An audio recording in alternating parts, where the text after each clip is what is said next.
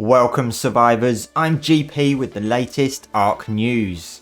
We've got delays, price drops, delivery changes, concepts and much more as the ARK Survival Ascended roadmap update has dropped. And it's even put a renewed question mark on ARK 2's planned end of 2024 release. So let's check out all of the information that was given. Studio Wildcard have announced that after much deliberation, they have decided to delay the launch of ARK Survival Ascended until October 2023. That's right, potentially a 2-month delay, because once again, we get no actual release date. So it could be any time up until 31st of October based on this current version of the roadmap. Many of you were expecting a delay. It didn't come as much of a surprise. I honestly was thinking up to mid-September myself. It is frustrating, but at least we have confirmation of a delay now, along with some more details including the official ARK Survival Evolved server shutdown plans. The developers have stated that they found it challenging working with Unreal Engine 5.2, with them continuously finding new ways to push the technology to the next level, and due to this they need more time before they can ship the game. Now I found this bit interesting because they have finally confirmed what version of Unreal Engine 5 they will be using for Survival Ascended, and it is 5.2, so that's really good to know they're working with the latest technology. Also announced was the separation of the island and scorched earth at release, which I did see some people predicting. So this means that we will only be having the island when Survival Ascended eventually releases, hopefully in October, which is a bit disappointing as it means less content initially, and it also means that the rest of the maps will now be pushed back to 2024 with Scorched Earth arriving in December, whereas before we were expecting, I believe, Aberration and the new DLC by the end of 2024. But they have confirmed that Ragnarok will be arriving before Aberration, which we all thought was going to happen anyway, given that we've already had a creature vote for Ragnarok. However, there is some good news amongst this roadmap update. With all of these changes, they have announced a price drop, which is fantastic to see. Instead of it costing $59.99, it is now going to cost $39.99, so a decent $20 drop.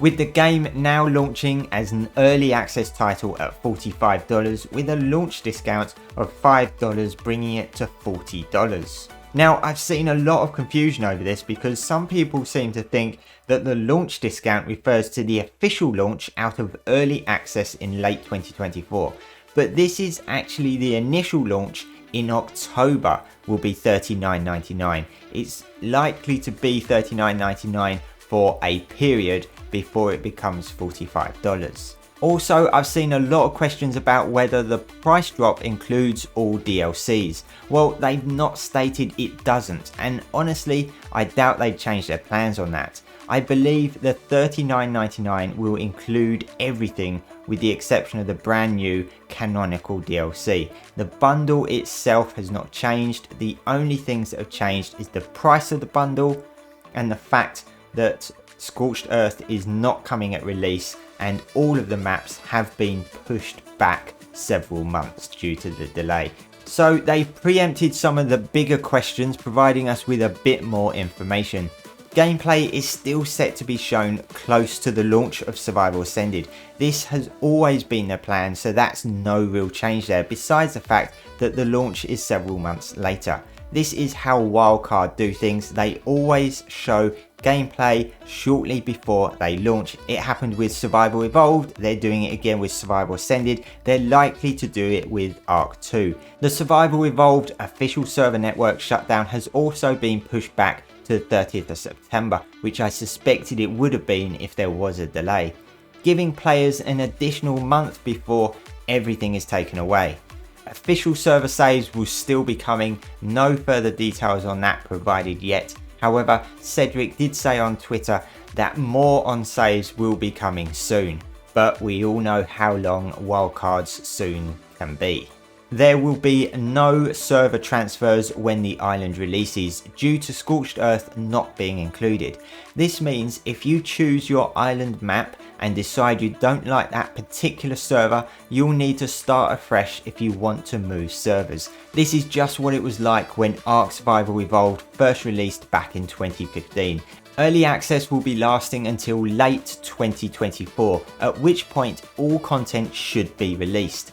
Now, there has been no details provided at all on the new canonical DLC, which was originally expected to release in Q4 2023. So with this, we can only assume that's been pushed back to 2024 along with everything else. However, now that Survival Ascended is confirmed to be an early access title, which I'm pretty sure they weren't initially going to be making it an early access, are they going to once again release a brand new paid DLC during early access? Or will we be seeing this DLC in early 2025 after all of the content has released and ASA has come out of early access?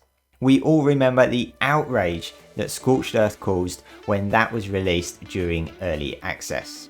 And speaking of late 2024, are they honestly planning on bringing Survival Ascended out of early access at the same time ARK 2 is meant to be launching? Meaning Genesis 2 or the last community made map dropping and straight away ARK 2 is released?